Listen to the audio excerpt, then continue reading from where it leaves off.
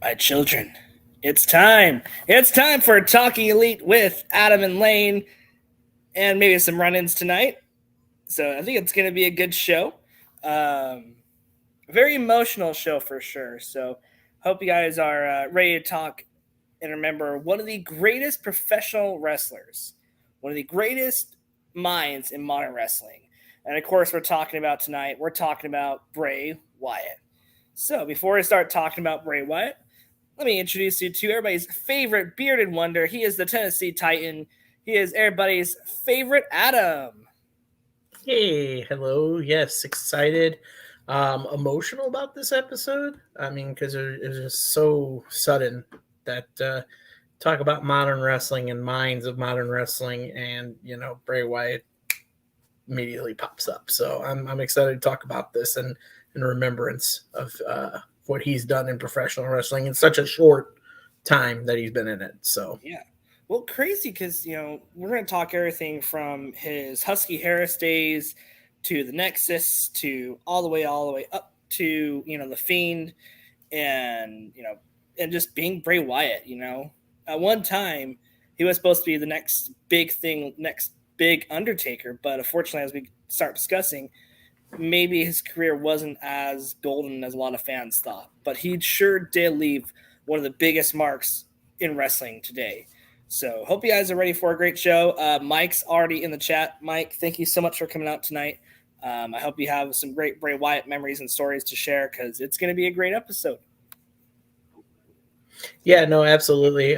We definitely want y'all to chime in with what your memories are of your when you first saw Bray Wyatt or Husky Harris or however you remember seeing him. Make sure you want to share down below. Go ahead. Yeah. So I messed up the show intro. I was trying to think of something that Bray would say, like his whole I am the shepherd and I am leading the sheep to WWE. I am the WWE universe. I just love the way that he spoke. Whether it was, when he was Swamp Bray Wyatt and then the Fiend too, like when he was playing, the Steve from Blue's Clues, creation mixed with the Fiend and had the Firefly Funhouse, man. He was really a great speaker on the mic for sure.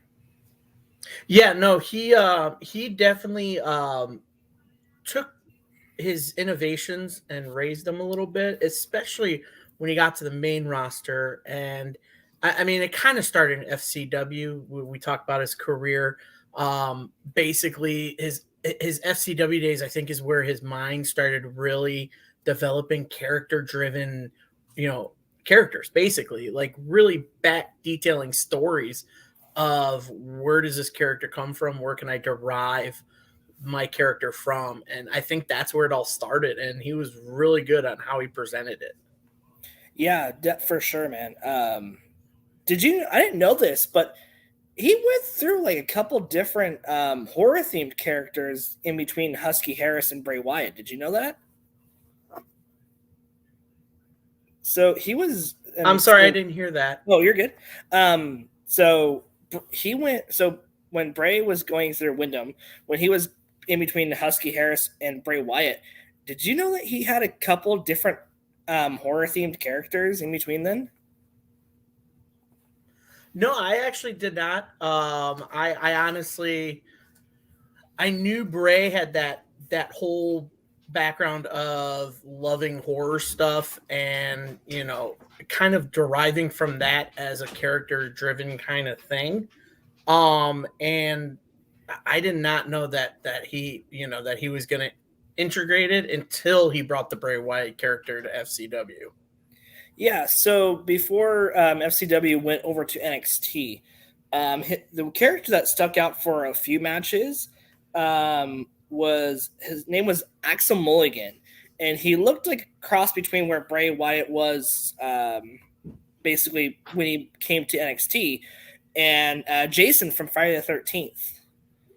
And I watched. It wasn't a Right. full match, but I did find a clip of him like just doing like a run in, and that's where I think his mind's starting to turn actually into his Bray Wyatt character.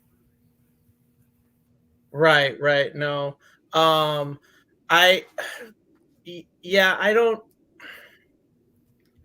So with that, I think is with horror stuff too. It's very hard to kind of get that across on the screen.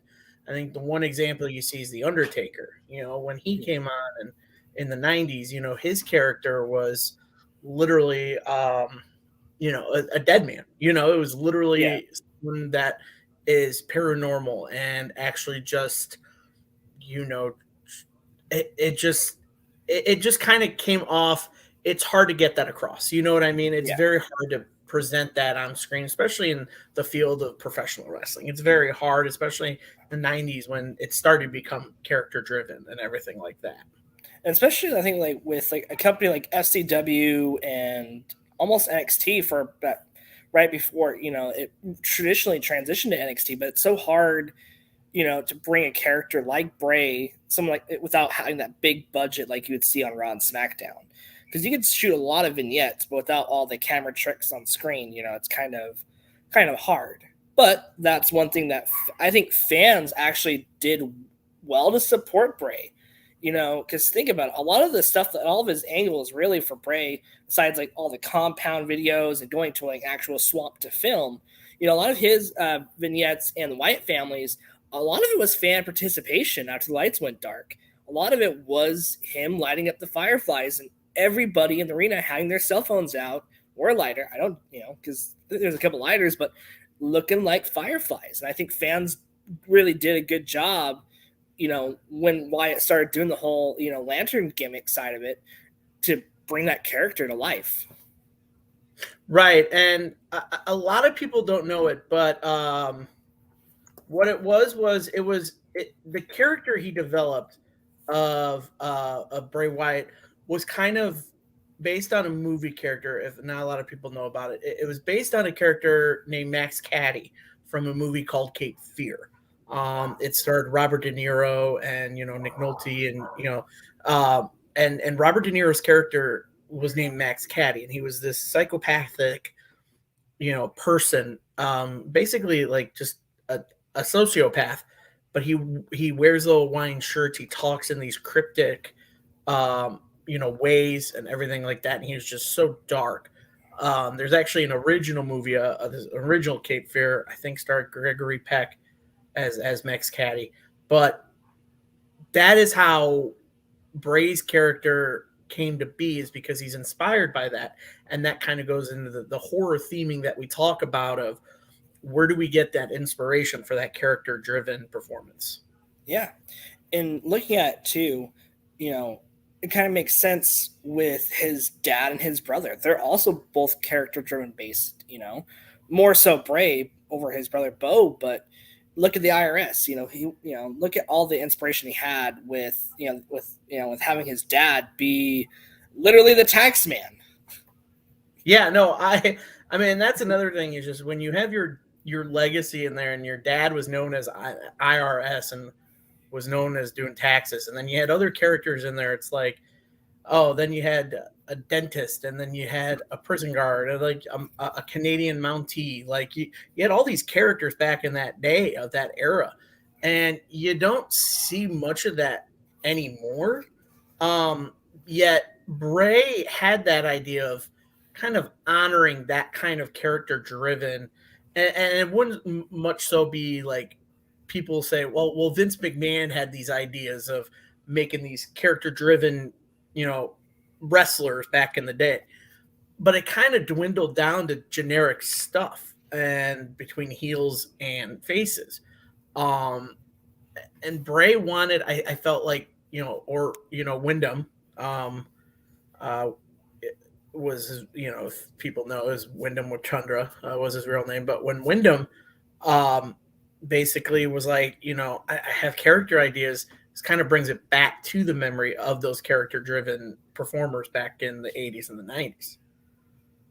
It's crazy to see a lot of the inspirations that he took to make the Bray Wyatt character. You know, if you look at it too, like I feel like there's a lot of influence from like Jim Jones and Charles Manson, as well as of course the horror movies that he's credited to making almost every iteration of the Bray Wyatt character. And then to see Wyndham go, like I said, and now we'll start talking. He had. I don't really remember him as a whole lot as Husky Harris. Do you recall anything aside him just being in the A Nexus? little bit. I remember a little bit of Husky Harris. Basically, what it was um, it all started at when NXT started with both rookies and the pros. And if everybody remembers, his pro was Cody Rhodes. Um, so, and they would train. They would, the pros would walk the rookies on how to do stuff in the ring, how to work promos, and basically have them do matches. Be in their corners for the matches. And when he was basically doing Husky Harris, he actually debuted on the main roster at the Hell in a Cell pay-per-view to help Wade Barrett win his match against John Cena. That's where he was, because I think it was at the stipulation where the Nexus couldn't be involved. They were barred. But then him and Michael McGillicuddy, they showed up and cost John Cena the match. And that was when the world actually saw Husky Harris on the main roster for the first time. And basically from there, he kind of just blended in the background of the Nexus story. He just became another face on that group.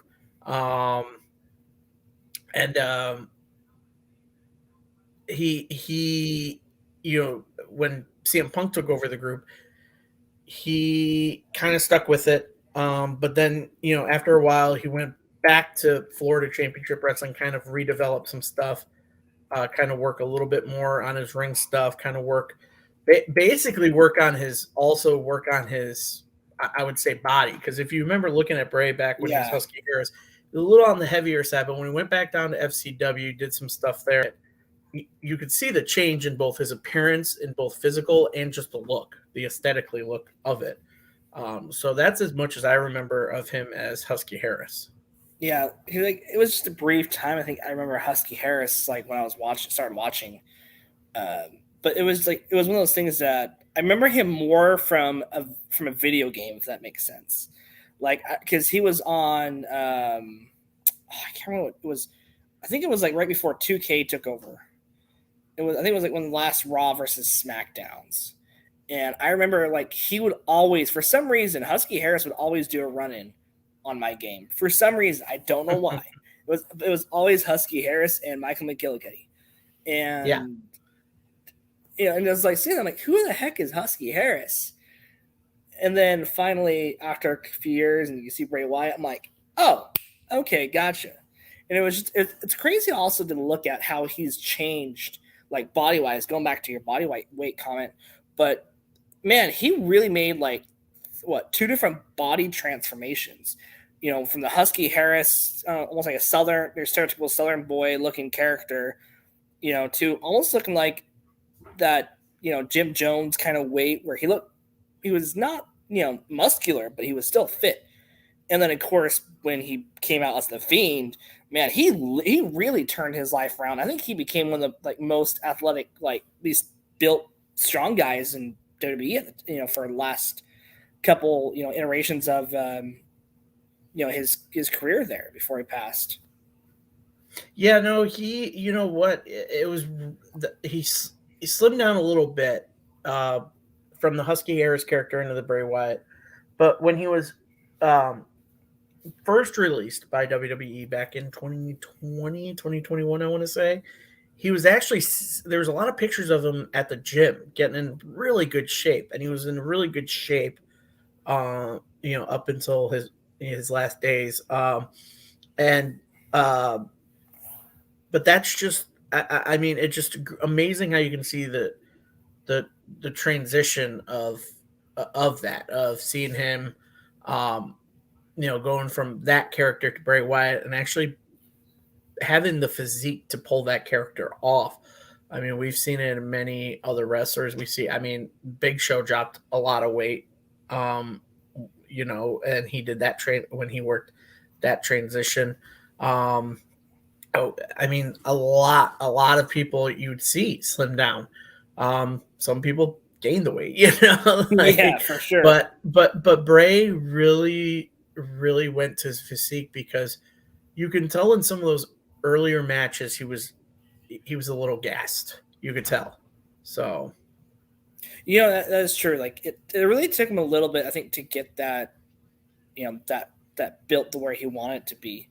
Um, and then leading up to now, it's like he made his huge NXT debut in 2013. He wasn't there for a long time. He was in NXT for a long time before moving up to the main roster. yeah, no, he was there for a little bit.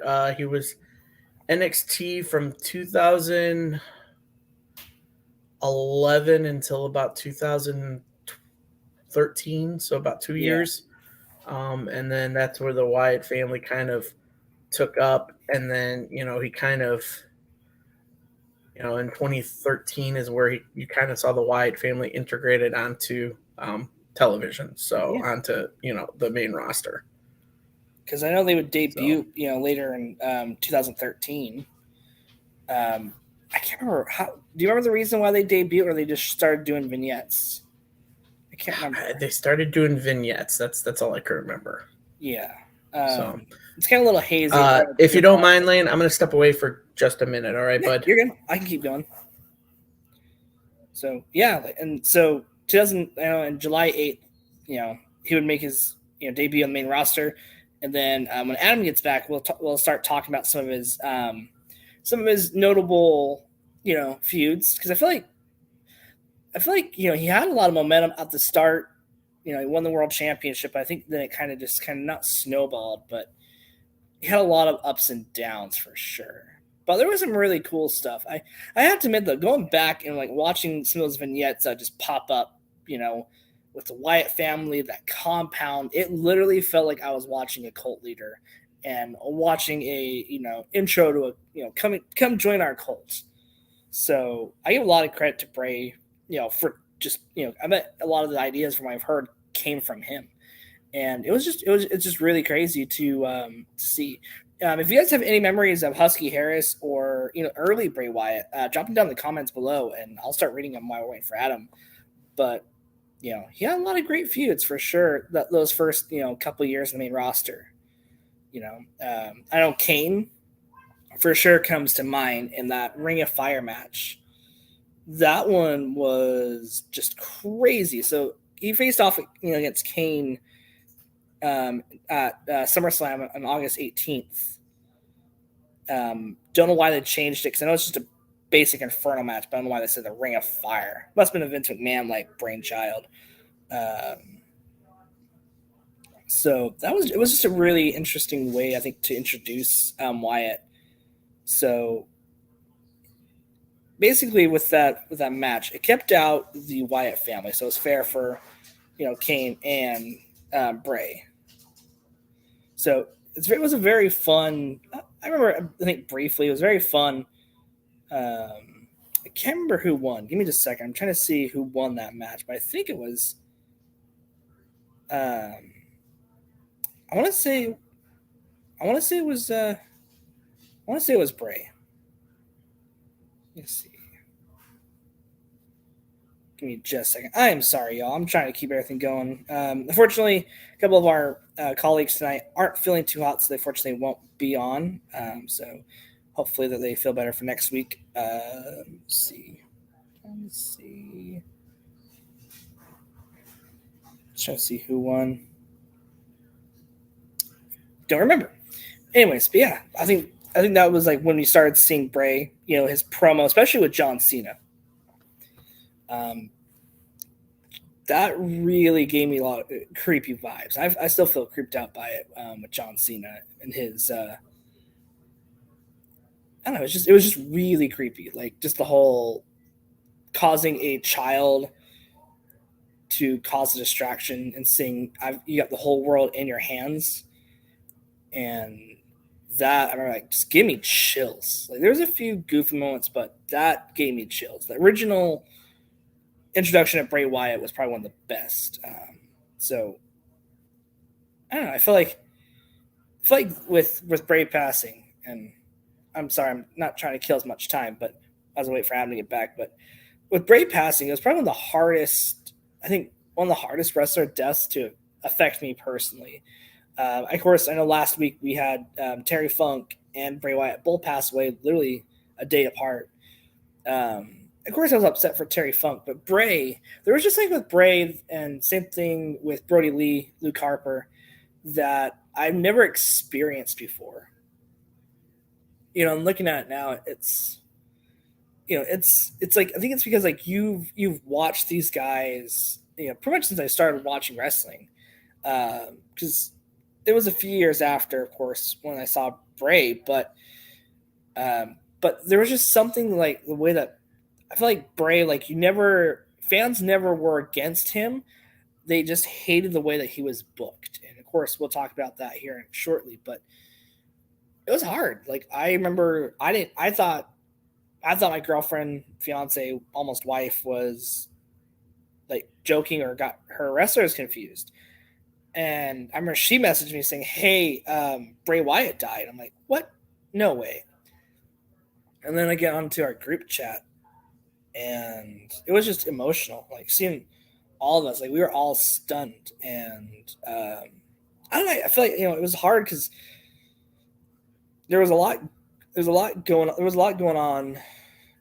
I was excited for to see Bray, and then all of a sudden he was gone, and that was really emotional. Like I literally remember just crying in my truck on the way home as I heard it. So yeah, it's this one's a hard episode to get through, and I do apologize. There's a lot of great talking points, a lot of great things that we're going to discuss here shortly, but it was just it was a lot of emotion that day for sure. And my fiance, she never watched WWE or watches WWE, but she knew of Bray, more of the Fiend character because of Alexa Bliss, and I remember like she still that little experience that she had with Bray just for because she was watching the vignettes and the videos with Alexa Bliss because she's a huge Alexa Bliss fan, which is weird because she doesn't watch WWE, but she loves Alexa Bliss. But she had that memory of the Firefly Funhouse and watching Alexa Bliss and Bray be this very interesting dynamic duo of Steve from Blue's Clues. So that one was really it was just and for her to say some kind words and say, man, like there was something great with him. And there's a lot that what could have been with Bray. He was a world champion, tag champions, and he had a decent match, I would say, at WrestleMania with Undertaker, even though he was hurt, and of course Undertaker was a little bit older. But a lot of people, and I'll ask this question to Adam too, but I'll ask this question now in the comments. Do you guys think that Bray should have beat Undertaker at WrestleMania? Do you think it should have been the passing of the torch? And do you think Bray should have won that match? Because I thought so. I think that you have one of the greatest new characters. He was a few years in the business as Wyatt, but you had one of the next could have been the next Undertaker. Your next almost like that character driven wrestler that you can make thousands and thousands of dollars off of. Fans are behind. Fans love him. Not many wrestling fans, give that same love and support that they did to Bray. And I think that's kind of the thing we got to look kind of deeper into, as we were waiting a brief, intermission with Adam. But not many wrestlers get themselves over and just think about what is their character and then break it down like Wyndham did. Wyndham was a very smart guy. And okay, what is Bray Wyatt? Okay, I like that he is a cult leader. I like that, I like that he, I like the cult aspect of it. I like the nuances of, of the supernatural, and then just taking inspirations from like how Manson speaks. And if you ever go watch Manson, especially in his court videos, I'm not sure 100% sure on this, but listening to some of Manson's court videos, there's a lot of nuances to how he would speak and how Bray would, and then he would be very philosophy. He'd bring a lot of philosophies into his character for sure. and just looking at that, and then looking at how he came up with the Fiend. The Fiend, that one was very interesting for sure. So when you look at the Fiend, kind of got to look at it like in a broader perspective. And the Fiend was almost like it was almost like a yin yang, because you had the baby face that Bray saw him to be. He had the Firefly Funhouse. He had his friends. Mercy. Mercy. He had Mercy. The witch. Huskus the pig. And then I can't remember what Vince's character was. And man, it was just to see all that come together. I was watching it constantly. Every time that a vignette or something would show on on Raw or SmackDown, I would instantly watch it. It was something that was great and unique for sure. Mike says, I seen the Eric Rowan interview to build up tonight's episode. Thank you for going back and watching that. That one was probably my favorite interviews to do for sure. And I wish we could have had more time with him, because I would love to have done a deep dive with him and on his time with the Wyatt family for sure. Mike also asked if we could get Braun Strowman to celebrate the Wyatt family. I wish, Mike, but unfortunately there's a lot of channels that you have to jump through to get to WWE, and you have to know people. And unfortunately, with how small our show is right now, that's probably not going to be a possibility for a while. But we thank you for the input, though. Hi, Adam. Sorry, I'm sorry. I'm lost. So if you want to bring me up, oh no, you're good. I was just I had something going on. I had a. No, you're good. I was just kind of talking about. I guess I just kind of went in more detail, like on my emotions about Bray Wyatt, like from, like, finding out about his death, and then kind of talking about how just a creative guy he was. So let's start talking about for sure. Let's start talking about his feuds now. I know one of his first feuds was with Kane. It was in that Ring of Fire match, but it was basically an Inferno match. I think didn't Bray end up beating Kane in that match, if I remember correctly? I believe so. Yeah. Let me see here. I was trying to find it on Cage Match. I couldn't find it. But the story behind that one was, it was a feud with Kane, and they wanted to keep the Wyatt family out. So it was a fair match between him and the mayor of Knoxville. Crazy how a demon became mayor. Still crazy to me. Yeah, I think the most symbolic part of that Ring of Fire match, which, let's be honest, it was an Inferno match, but was how they carried Kane out. So symbolic of, with Bray walking in front with his arms out, and the imagery of that just kind of sticks with a lot of people's memories of that match. I know he did that. I know the Wyatt family just attacked a lot of people. I know Kane was the first one. Then after that was Kofi. Kofi was the next person they kind of targeted. And that was Bray's next match, I believe. Yeah. Let's talk about the Wyatt compound match, since you brought up Kofi. The New Day. And that was like one of the first. That was like one of the first big faction feuds at the time with that was one of the first big factions feuds that the Wyatts were in, or was the show before that? I'm trying to remember. Yeah, no. I mean, before that, the compound match actually. There's instances of Wyatt family feuding with both Daniel Bryan and CM Punk, and then that led up to Wyatt defeating Bryan at the Royal Rumble. And then they would go on to cost Cena the world title against Randy Orton. They attacked Sheamus, Bryan, and Cena. And they would go face the Shield. Of course. Which that in itself was a dream match. that was what Royal Rumble, correct? That we had that one. That was Elimination Chamber. Oh, Elimination Chamber. Sorry, it was Bright. Yeah, it was Royal, yeah, it was And then that's where his feud with Cena happened, which a lot of people were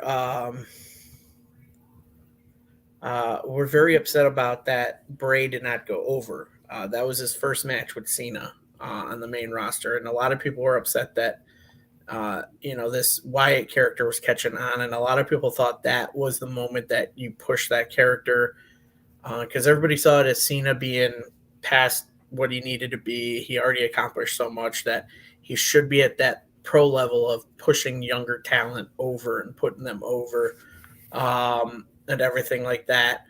And so that happened at WrestleMania, or is what Wyatt likes to consider back in that during that feud the era of lies, according to Wyatt, and try to make Cena a monster. So that was pretty much the whole storyline with him and Cena.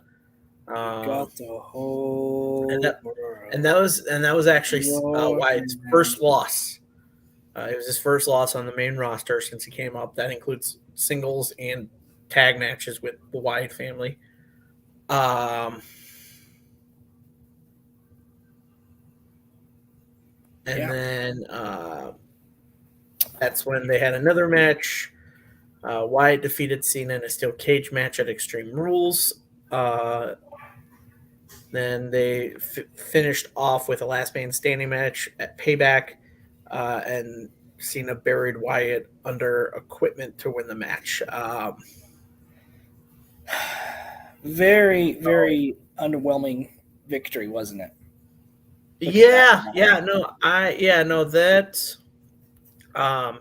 That whole feud with Cena was kind of weird. In the end, though, Wyatt did even the odds against Cena because at that point Cena had gone up 2-1 on Wyatt. Yeah. I know I'm jumping ahead, but then they wrestled again at a Firefly Funhouse match. Oh my gosh, at a WrestleMania. Yeah, that had nobody there. The only good thing about the pandemic was the Wyatt cinematic. Yeah. And Wyatt ended up winning that one to bring the record to 2-2. So, yeah, thank goodness, like for sure, because we'll talk more about it once we talk about the Fiend. But man, like that was probably one of the first times Cena started, or for the first time that Bray literally was starting to job out to some of the bigger stars. Yes. I feel like he was always that you'd have a great feud, but it was always to like the whole stereotypical rise above hate or turn on Bray kind of thing, you know. Because if you look at it, he had, Bryan Danielson. That was my favorite storyline that Bray was. If he was going to lose to somebody, I'm glad it was Bryan Danielson, Daniel Bryan. When they had that feud where Wyatt, or where I wish it was a little bit longer with Bryan Danielson being with Wyatt, but I loved that tag team and having Luke Harper be like, hey, like something's wrong, like he's gonna turn on us, and then he's like, he's my brother, he's not gonna turn on us, and then just that visual of Bryan Danielson ripping off his Wyatt jumpsuit and having his normal maroon tights we know now.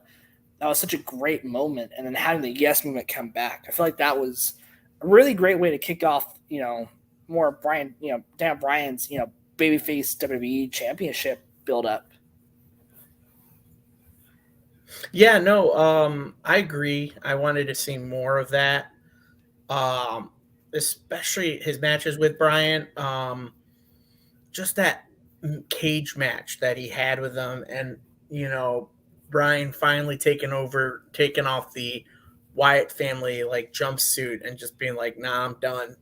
And it was such great storytelling between Bryan and Wyatt, and it actually led to a little bit of a reunion with Hell No. Yeah, Hell No. Because they were both feuding with the Wyatt family, so you kind of got a little bit of a reunion of that, which was great. But yeah, I honestly wanted to see more of that feud between Bryan and Wyatt. Yeah. thank you, Brenda, so much for coming out, and hope you share some of your favorite memories of Bray Wyatt. Thank you so much for listening. And then Jellystone. Yeah, it was very hard to hear for sure. So thank you so much, Jelly, for listening. We appreciate you as well.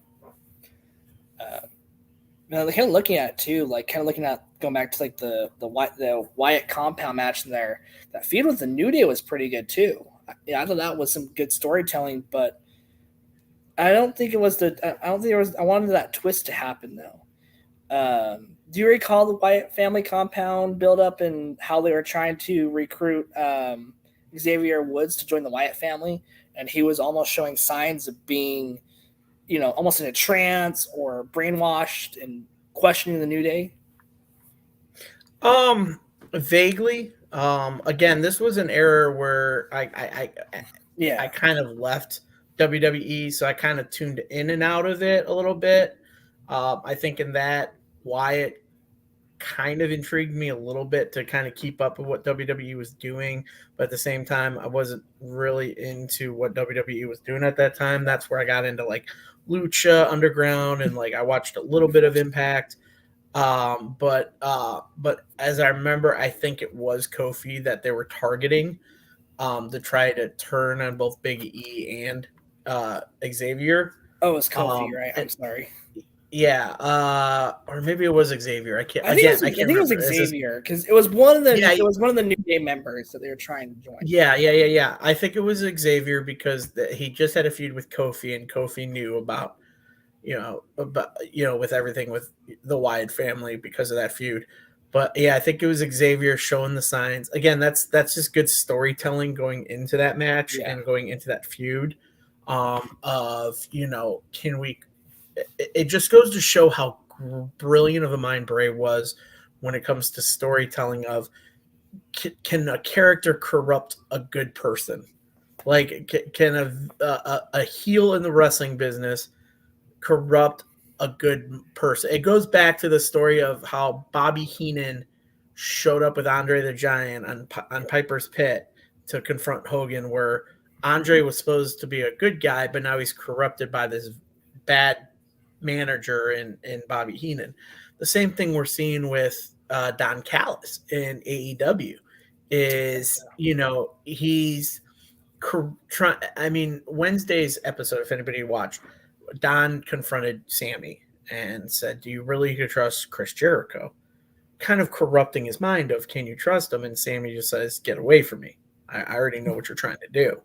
So it was the same thing with the Wyatt family, especially Bray, trying to be that's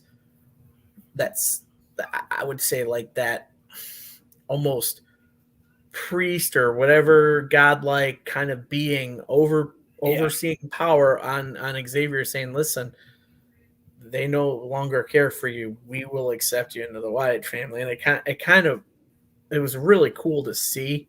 But yeah, no, I think that feud with New Day was also a very interesting one. very Messiah complex in that one for sure. And I Yes. was hoping that Xavier was going to turn on the New Day. I'm not going to lie, like I hated the New Day. I I thought they were just a Fortnite skin, pretty much. But I was hoping for something really cool to come out of that. Um, so, a lot of Bray Wyatt had a lot of interesting ideas, had some really great promos, and then one of the best kind of tag teams, but kind of terrible story, towards the end, in a terrible WrestleMania match, um, with Randy Orton. And Yeah, yeah. I love that dynamics between the two and the vibes that Randy was giving me. But then you just have that really weird WrestleMania match where you had the bugs and all that crawling on the wrestling ring. Yeah, before we even get to that match, we have to acknowledge the fact that before that match happened, Bray had just won the WWE title, his first singles Yep. title in WWE, and it was out of nowhere because it came down to the fact that in that match, um, it, it was crazy what you saw in that match because you had John Cena, AJ Styles, Dean Ambrose, and Baron Corbin with Wyatt in that match. And John Cena was the champion going into that match. So everybody assumed, oh, John Cena is going to just win this whole match. But once he was eliminated and it was just down to AJ and Bray, nobody knew what was going to happen. And a lot of people are like, well, AJ's going to win the title again, because he just had the title, so now he's going to get it back. And Bray wins. And it is the most shocking thing anybody's seen, but the pop that crowd had for it, because they were finally getting something different as a champion and someone that had it was almost as shocking as when they put the title on Jinder Mahal. It had that shock value, but in a good way. Yeah. With putting the belt on Bray, because this was a character that got the crowd involved in every story he put out there. That was the brilliant mind of Bray Wyatt. He had stories out there, he had feuds out there, he had promos out there where the crowd would read into his character and be like, I know I'm supposed to be booing him and hating this guy because he's a bad guy and a villain, but I kind of see where his promos and his character's coming from, and I love it. So when he won it at Elimination Chamber, it was like awesome. But then you had the twist of, okay, Randy Orton is finally given his dark side. He's joining the Wyatt family. But then, however, he turns face again and says, "No, I want the WWE title. So I'm gonna face you at WrestleMania." And Randy Orton basically burns down the Wyatt compound. Which at that point, when he did that, and you saw Bray's reaction, just laughing, because Bray knew. He's like, dude, this is great. Like, you could see on his face that A, it was his character, but B, that this was working, this story with Randy Orton. Yeah. And so that match at WrestleMania, you thought, okay, this is going to be a great match. We're going to get a solid match between these two. It's going to be back and forth. It's going to be solid. It's going to be like a 25-minute match. In reality, that match was only like 10 to 15 minutes. It wasn't a long match. And in the end, you had the weird Bray Wyatt things of the bending backwards, which is still cool. But then you had the bugs on the mat to freak Orton out. But then Randy Orton just wins. So it felt like a cut short of a Wyatt ring that probably shouldn't have happened. But it did. And so I don't know how I felt about that match with Randy Orton at WrestleMania, but I am glad that Wyatt got that world title when he did. Was it too soon? I don't know, because we say, was it too soon for Sheamus to beat John Cena for that title? Was it too soon for Jinder Mahal to win the world title? I mean, we talk about these guys and we're like, is it too soon for them? Are we, doing too much or putting them on the spot too soon? But Bray had really developed from the FCW days, from his Husky Harris into this Bray Wyatt character, that WWE saw something. They're like, let's give it a shot. And I honestly believe that it was Vince McMahon who said, nah, just give this guy a title for a month until WrestleMania. We'll give it back to Randy. It's got to be. I mean, that was it. It was a Vince move. Yeah. Hunter believed in a lot of those guys in development, So, and that I think is the only overbearing quality of Paul, is that he understands of development guys, getting them to the main roster and putting on good matches. He's not more so of, let's get these guys character. No, let's put them in the ring and have them have good matches. Unfortunately, because Vince is still CEO and overlord of the whole thing for the time being, he's going to have some input. Yeah, it was sad to see that, because then you also had a lot of hit or misses as well with that. One of the worst ones that happened, I can't remember if it was the next WrestleMania, or it was pretty soon after WrestleMania wise, where The Rock just destroyed the Wyatt family. I feel like that was another nail in Bray's coffin at the time. Yeah, that was actually that was WrestleMania 32. That was the WrestleMania year prior, before the Randy Orton match, where Bray wasn't, the Wyatt family had nothing on the card. And so to do that, they confronted The Rock. and it was actually Eric Rowan who challenged The Rock to a match, and The Rock beat him in like 8 seconds. Yeah, And then it almost was the Wyatt. second fastest, right? Is it second Yeah, fastest? yeah, Who else? almost. Yeah, Because almost. Yeah, almost. Brian Danielson has the first against Sheamus. Was it Sheamus? 6 seconds. It was 6 seconds, actually, if I 6 seconds. remember. It was six Yes. seconds. And they were about to attack The Rock, but then John Cena came back and they kind of ran away. Oh, that was the first time I was like, really? Like, this is when I was getting really upset about Bray's. I think getting upset Bray's how he was booked. Do you think I don't know it was as bad as like how Zack Ryder was, but do you think because he got himself over, do you think that's why that's kind of why they started doing the things they did to him and having him basically be the in between, between the big matches with some of your stars like Cena and Orton? I, for my money, because he was still in charge of creative at the time, Vince, pretty much because I'm sure Triple H, Paul was the one in Vince's ear saying, "Give Bray a chance. He's got a great creative mind." Blah blah blah. And Vince said, "Okay, we'll give him a chance." But after a month, Vince was like, "I don't think this is going to work. We're putting the title on an experienced vet. We're going to go with Randy. We can go so many ways with this."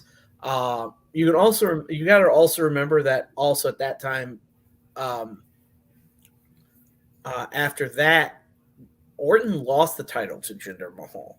So you went from John Cena as champion to Bray Wyatt to Randy Orton to Jinder Mahal as champion. And Because then you had the didn't whole. Gender though? I thought he beat Styles for it. No, wait, he might have. Yeah. So Because I know I think Styles was in that. AJ, you're right. You're right. Because no, he did beat Orton for it. And then Okay. he did beat Orton for it because Styles was the one that beat Jinder for it. But Orton was the champion when Jinder beat him, and Jinder hadn't been on a good winning streak. He was losing a lot of matches. He won one number one contenders match to face Orton, beat him, and won the title. And it was weird because they had set up the storyline between Orton and Wyatt to face each other at House of Horrors match Oh for yes, the I remember WWE House of title. Horrors. It was supposed to be the WWE title, but Jinder beat Orton for that. Oh, So that's it just right. became a Okay. regular House of Horrors match, which I think was a big, huge mistake. You should have had it for the WWE title and not give it to Jinder. But they were doing India tours, so I kind of understand what they were doing with that, with Jinder Mahal's character, even though Jinder Mahal himself is from Canada, but that neither here nor there. But they were going on tour in India, so they thought we need an Indian champion. But the fact of the matter is that House of Horrors match might have been such a better match if it was for the title. But it was just a regular, like, weird cinematic match, which Orton and Wyatt gave it their all. And God bless them for doing that, Yes. because after that, you kind of just you kind of saw Wyatt kind of like dwindle in the background a little bit after that. So Because I feel like he didn't really have anything noticeable between that and then leading up to Yas when with Woken Matt Hardy and Bray Wyatt as tag champions, and then that leading up to, or then have before that though having that huge, match at the Hardy compound in the mower of lawns, making it in the Lake of Reincarnation. yes, and do you remember the name of that team that they created? It was Team Eater of Worlds or no? The Leaders of Worlds. The Leader of Worlds, yes. Ugh. Yes. It was such a weird The Leaders. The Leaders time of frame Worlds. when they were like mix matching like songs. Because they did Matt Hardy's dude, I will delete you, and then to the whole lantern thing that Bray Wyatt did. Ugh. That had potential, Adam.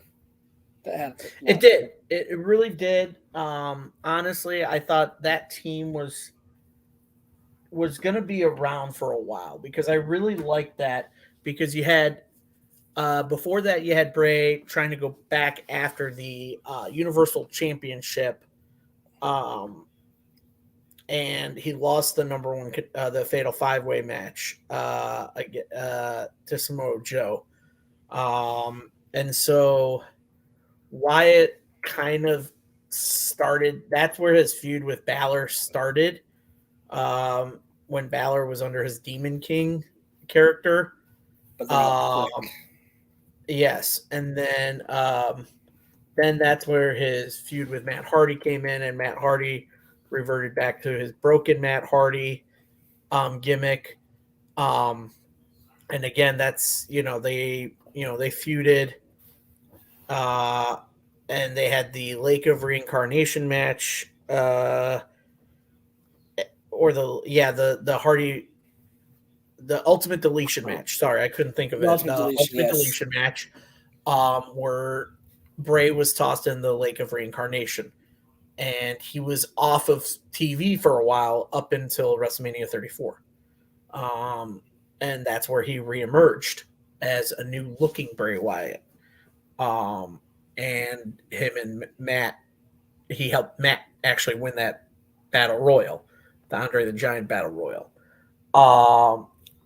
And they won the tag titles, and I honestly thought they were going to hold on to him longer, but they lost him in their first title defense on pay-per-view to, coincidentally, Curtis Axel and Bray's real-life brother, Bo Dallas. Isn't that interesting? I don't think it was interesting. I think it was Bray giving his brother the rub. Really? Okay. I think it was. I think Bo had worked really hard in the development in the FCW and the NXT. I mean, Bo was NXT champion, but he really wasn't anywhere on the main roster with titles or anything. He was kind of a joke. He had that Bo leave kind of gimmick. So I think Bray, I honestly believe Bray had the idea of like, listen, we have these titles, but I think it's time my brother gets some gold.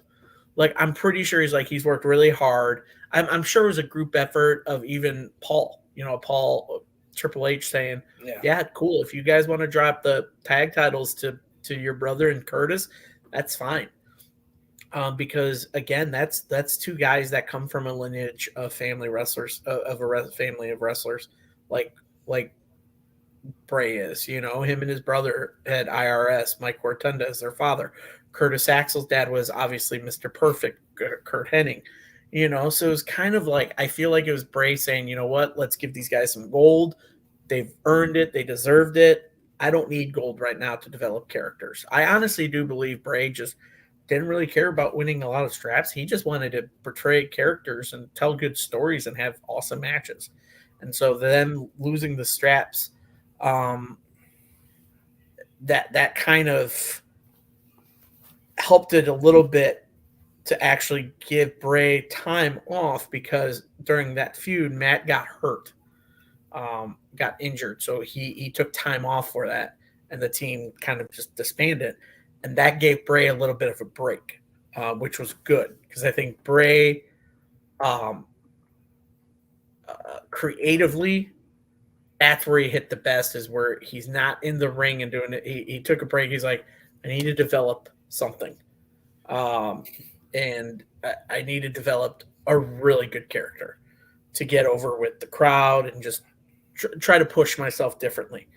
And that's what I enjoyed about it, was that it gave him time to kind of develop character. And then now, looking at it, you come up with the Steve from Blue's Clues meets Michael Myers. Yeah, so confused on that first iteration when he first came out as wearing a sweater, all lovey, and did you miss me? I'm like, where is this going? It had me intrigued from when I first saw the first episode of Firefly Funhouse. Yeah, no, and that's where it was. They were airing God, I can't think of the V word. Vignettes, thank you. Yes. They were airing vignettes about these characters, these puppet characters, and everybody's like, what the hell is that? Because they were in You like know, weird random and spots throughout backstage too. yeah, and they were popping up in like backstage segments with people being interviewed and stuff like that, and people feuding. Like you had like uh Rabbit, whatever his name was, or something, Rambling Rabbit, like hanging Rambling around in Rabbit, the back, yes. like moving, like during like when like two of the female wrestlers were Yeah. talking, you could see him in the back there just moving a little bit. And you're like, is that a freaking puppet back there? And it got people intrigued. Um, and I mean, if everybody can remember that, uh, this and I forgot to mention this. Not only Max Caddy was an inspiration for the Bray Wyatt character. There was an old wrestler named Waylon Mercy. Waylon Mercy, who also goes by Dan Spivey, Dangerous Dan. He went by a lot of names, but he also developed a character named Waylon Mercy. Waylon Mercy's character was a Max Caddy inspiration, and Bray took that and the Max Caddy character and the Waylon Mercy. Pretty much that's how he developed Bray Wyatt. I forgot to mention that too. That was also inspiration for Bray Wyatt. But you had the puppets were Mercy the Buzzard. I have them written down here. Mercy the Buzzard, Abby the Witch, Rambling Rabbit, and obviously ode call back to the Husky Harris days and Huskus the Big Boy. Yes. Oh, dude, and then there was Muscle Man dance. There was an evil Vince McMahon character too that showed up. What was his name? Because that was some really good shit. Like I always say, that's good shit. He even said that's good shit. It was basically Vince McMahon, but with devil, which how Vince McMahon allowed Bray to get away with it. I think it was at that senile age of Vince. It's like, oh, that's good shit. That's funny. I think I'd be awesome. Good shit. Yes. Not knowing Bray was actually poking fun at Vince, saying that you literally suck, dude. Like this is me poking fun at you, and saying that you literally have done nothing to help me, creatively, and you've told me certain things that I don't like. Give me the creative freedom. So that was a poke fun at that. And that was cool because during those segments, he never showed up in the theater. They were all pre-recorded. So people were so excited when the vignettes would air, especially when Bray was on the vignettes as the fake kid show host. And, he had one where he destroyed the old cardboard cutout of when he was with the Leaders of Worlds. And that's when all the whole the light the way and let me in. That's basically when you saw a different character developing on Bray Wyatt. And then you saw the introduction of Sister Abigail puppet. And then his character on the Firefly Funhouse got a little more darker attire. He started wearing his cutout gloves, and he became more sinister. And then finally, like one episode, he opens, and then you just see the Fiend mask, and it just blew people away. They're like, whoa. And from his time away, what I read was he was working with a special effects makeup guy who's done tons of horror movies. He did Slipknot. He did Corey Taylor's mask too. And he's done Corey Taylor's. Yes, he's done Corey Taylor's and he's done horror movies. But he developed this mask with Bray because Bray had an idea for this mask. Because obviously Bray was a big horror movie fan. And so the Fiend mask it shook people. And they're like, whoa. So then that's anticipation of when are we going to see this Fiend character like in person? Because this is interesting. Like it's terrifying. Like the fact that WWE got away with that kind of character in a family-friendly environment, because that's supposed to like torment kids. Like that's scary to kids. You know what I mean? But kids loved it, and the crowd loved it. And obviously, you finally see him show up, and who does he attack? One of his old feuds, Finn Balor. He attacks Finn Balor as the Fiend. He squashed Finn. He destroyed him. He broke Finn's neck. Like I remember, it was just him going on Finn and just breaking Finn's neck. Yeah. Oh, that was a great spot. It just shows the and the Fiend was nothing like Bray. If you watch the Fiend wrestle versus when you watch Bray wrestle, the Fiend is more sinister. He's more aggressive. He grunts. He makes noises. When Bray wrestles, he's laughing. He's got the expressions. He's talking to his opponent. He's doing the weird bendy things, and he's doing like. But when the Fiend, he doesn't say a word. He just done, gone. That was the Fiend, and I think it really, really resonated with the crowd. Was that Fiend character? There was a lot of great things going on for the Fiend. I loved Yes. the dynamic between. It was almost like Jekyll and Mr. Hyde. Yeah, no, it was. Obviously, Yeah. Again with Bray, it's that creative process. Again, it was his baby. It was his idea to come up with the Fiend. It was his idea to push the boundaries of what he can do in professional wrestling. And the fact that the Fiend character won over so many people, and literally, it was crazy of how fast they pushed it. It's unfortunate that it was Vince McMahon that pushed it because he saw the potential of money making from that character.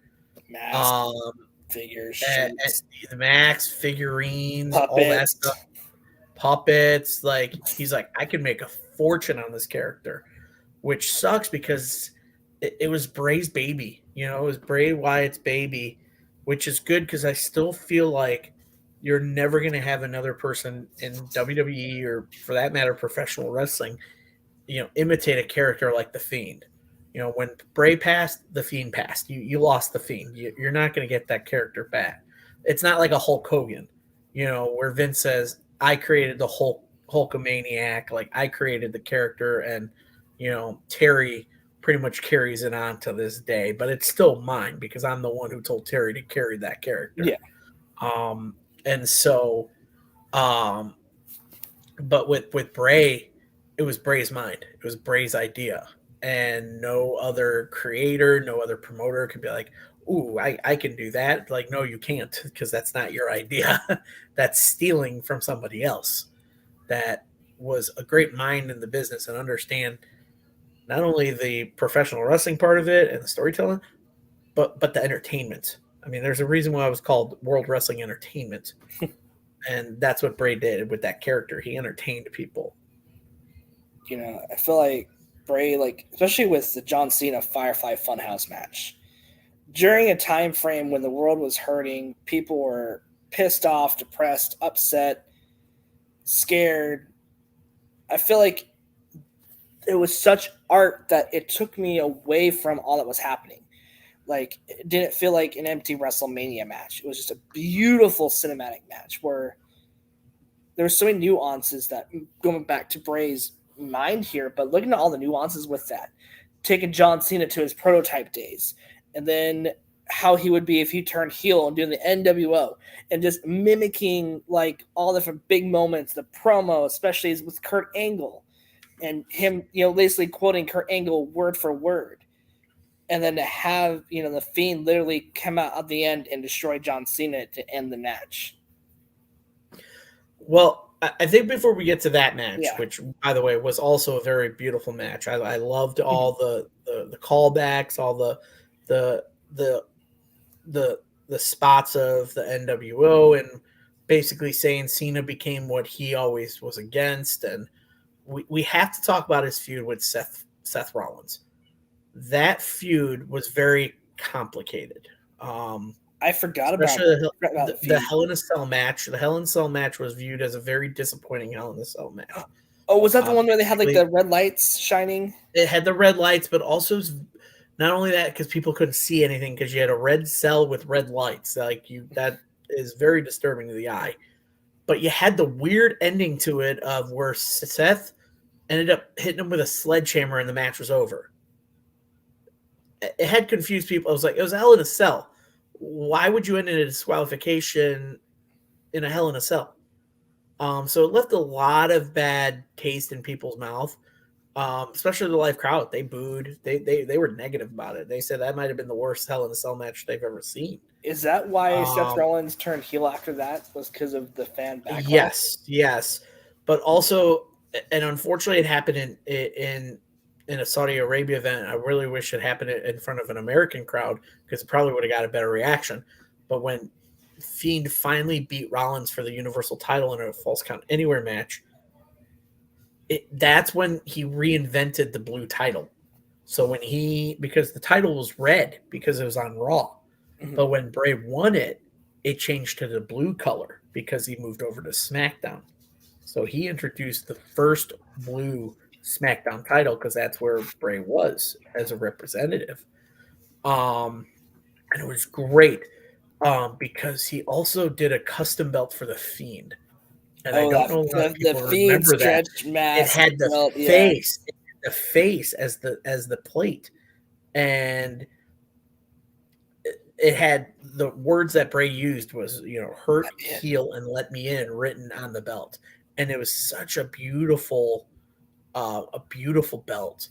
And little side note, if anybody watched if anybody watched Monday Night Raw, saw photos, one of the side plates on Seth's World Heavyweight was Bray. title was the Fiend in dedication to Bray was the Fiend plate, almost kind of like reminiscent of the Fiend belt that Bray had when the Fiend came out, and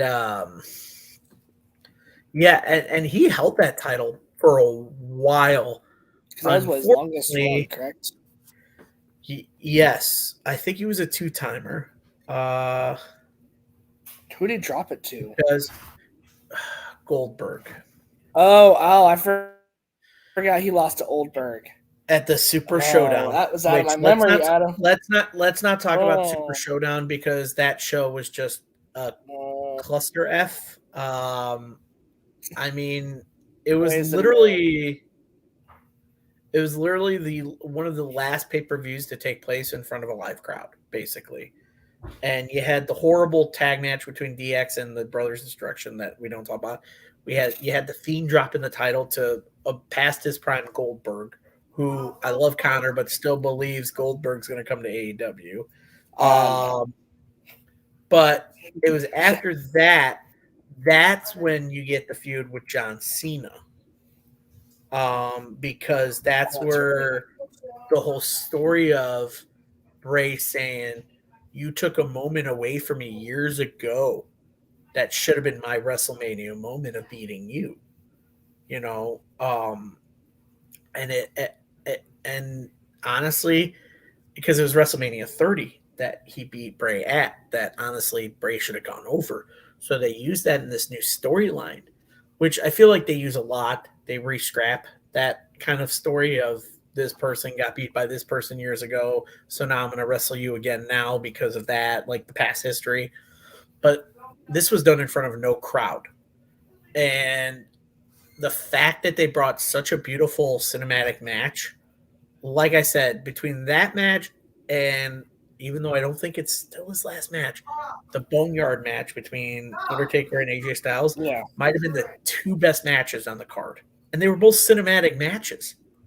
And I enjoyed both of them.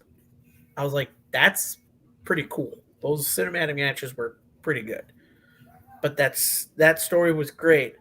Um, and during that time, you got to remember the feud went back to the Fiend went back to the Universal title after being done with John Cena, um, and that was his only WrestleMania victory, by the way, Bray Wyatt's. it's sad. Yeah, John it Cena, which was so sucks. Which I feel like he could have won more, but also if he's been still around today, I think he would have been in line to win a WrestleMania match next year. Because of his popularity. Yeah. Heck, plans might have changed to where maybe he comes back and he's the one to dethrone Roman Reigns instead of Cody. That would have been And that would have, I mean, the crowd probably would have loved that too. But then you had a former Wyatt member, Braun Strowman, as a Universal Champion, and you had him and Bray Wyatt feud over the Universal title, which, by the way, I loved. I loved it because it did bring back some of the Wyatt family story, and you had the horror show at Extreme Rules, the Swamp Fight, at which point you had Alexa Bliss show up in the story. Um, and you finally had at SummerSlam that year, The Fiend finally won his second Universal title. Um, Unfortunately, that wasn't a long reign as well because someone named Roman Reigns came back and turned heel. Um, and so I think in hindsight, his last reign as Universal title, it should have been longer. It should have been. I understand where they were going with Roman Reigns and making him a long reigning champion to break some records, but it's gotten to the point where Bray probably could have held a world title a little longer instead of just having the count of 2-time Universal, 1-time WWE. He could have been a multiple time and a Yeah, long reigning world champion at that point. and it's hard to say that, but with just how unique and an individual he was. But the hard part is you know, Vince McMahon just would change his mind like he would change underwear, and unfortunately, that Yeah, played a little bit of his career. But the thing is fans don't they won't remember that in years' time. They'll remember him for his promos, for his victories, for all the big moments in his life. Bray has left one of the biggest impacts of a lot more than most modern wrestlers do. And to have him come back after being released and then coming back and having that fan response that he did, not many wrestlers can say they've had that. yeah, no, I agree. I mean, his last feud, he had one of his last few. I mean, obviously he refeuded with Orton again, which was an interesting because he kind of Yeah, had the split fiend, and he came back as the half charred fiend, and then he came back fully perfect. regenerated. And then with his more return after because he was released 20 July of 2021 or Yeah, 2021, came back in October of 2022. But before that time, they had during live events and commercial breaks, they had an a cappella version of White Rabbit by Jefferson Airplane play, and a lot of people didn't understand what it was. And then the QR codes started coming up, and so people were like, "What is this?" And then rumors started swirling. Bray's coming back because that's the only character they can pretty much connect that song with is Bray Wyatt because it's the only character that kind of fits that story of going down the rabbit hole. And that's what Bray Wyatt's mind did when it came to creative. His mind went into the rabbit hole and he pulled out the most imaginative ideas that he could come up with, and he really brought something different to professional wrestling. He brought something different to character development in professional wrestling, to storytelling in professional wrestling. And you see, I keep saying professional wrestling because that's what it is. We can call it entertainment. Yes, it's entertainment, but guess what? It's pro wrestling. It's been since I've been watching it since I was a kid. It's pro wrestling, regardless of what you call it. Um, but and then obviously his last match was LA Knight, someone who, yeah, he's up there with age, but he's a fresh face in WWE, and he's getting over. And I truly believe that feud with Bray Wyatt is the reason he's getting over. It's I want to say it's like the Wyatt effect, almost like where you call it the butterfly effect or the the Mandela way. effect. It's the Wyatt effect, and everything like that. And it's so disappointing because I think the only story that was so interesting, obviously the bloodline is a big interesting story, but I feel like that's dragged long enough. was the Uncle Howdy story in WWE, because you wanted to see where it was going. You wanted to see, and everybody knew it was like, well, Uncle Howdy is Bo Dallas. That's who's playing Uncle Howdy right now. And you hear all these stories about um of Wyatt, of his character, and um of where they were going with it, and there were stories of bringing the Firefly Funhouse characters to life and creating a stable of it. And you had names coming up that were going to join the group. You had, obviously Bo Dallas. You had Grayson Waller from NXT. You had Alexa Bliss. You had a lot of names um, that, even Eric Young at one point was considered to he was signed with WWE, but they let him go. He was signed, yeah. And so he was considered to be one of the characters. I don't know who, but he was considered one of the characters. But you wanted to see where it was going, because his next feud would have been great, because he was going to feud with Lashley. That's the crazy part, was his next feud was going to be Bobby Lashley, because he had made a statement after his LA Knight feud that, hey, Brock or Bobby, whoever wins, you're next on my list. And I think a lot of people would have loved to see where that would have gone. But with his untimely, illness and sudden passing, which, if everybody doesn't know, we explained it already. He had contracted COVID, and it had messed with a pre-existing heart condition, but he was getting better. They say he was getting ready to come back to the ring, and then unexpectedly, in his sleep, I guess, his heart stopped. It's very sad. And it just goes to show that, life is precious, and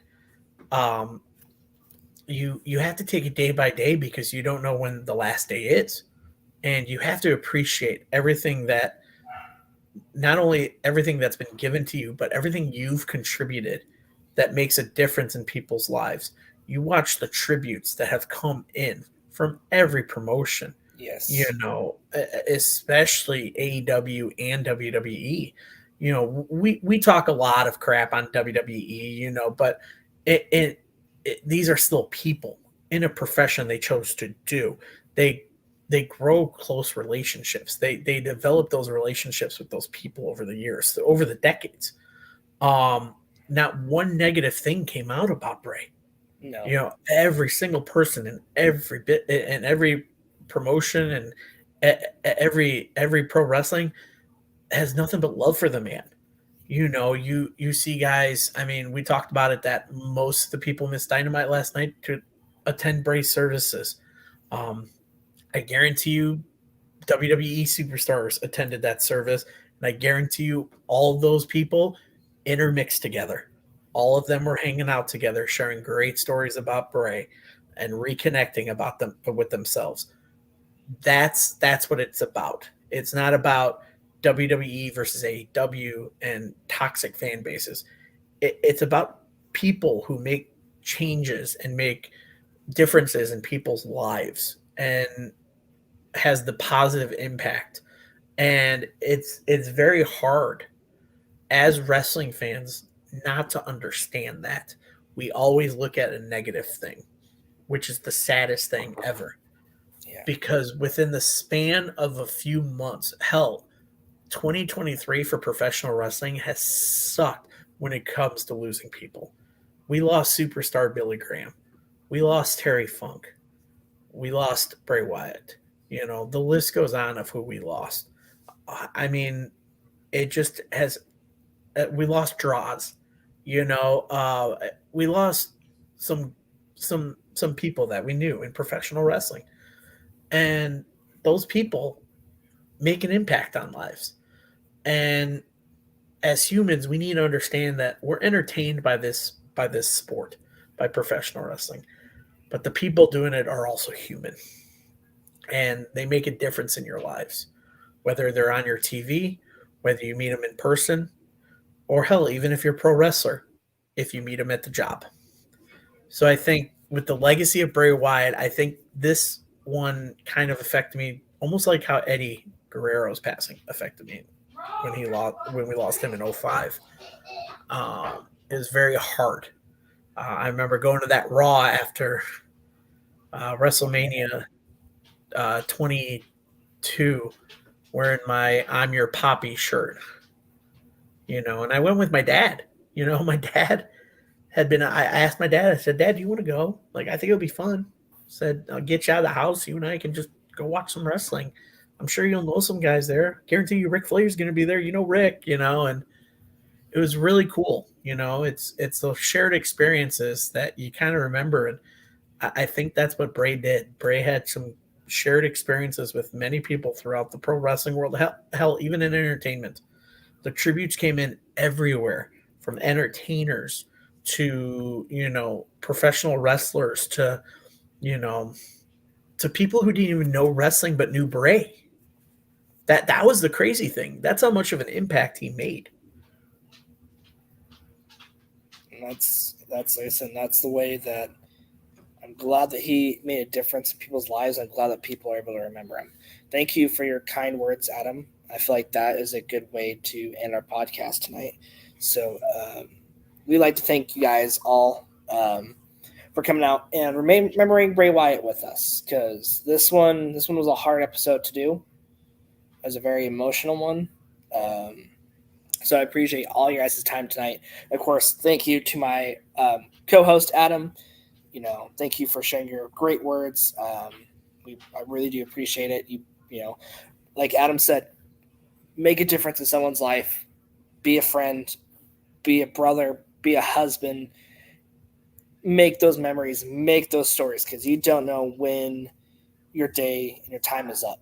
So thank you guys so much for coming out tonight. And we'll be back next week for our first in the series, Dark Side of the Elite Zone. It's going to be a very fun month that we have coming up. Next week, we are going to be talking all about Sunny and how the fame basically went to her head, and unfortunately the downfall of the real person behind the character. So thank you guys so much for making Talking Elite a wonderful show every week. Make sure you guys hit down below, like, comment, subscribe. We're putting out some great episodes like the one tonight, so we appreciate all the love from Jelly to Brenda to Mike. We really do appreciate it. We'll be back tomorrow night for our Rampage watch along here on the All Elite Zone at 9 p.m. And don't forget to check out all of our content going back to our Eric Rowan interview. That one is up on Spotify as well, so go give that one a listen. Like us on X, like us on Facebook. And Adam, is there anything you want to say before you sign off for the night? Well, as a wise man once said, follow the buzzards. Thank you, everybody, for coming out tonight. And we'll see you guys next week for All About Sunny.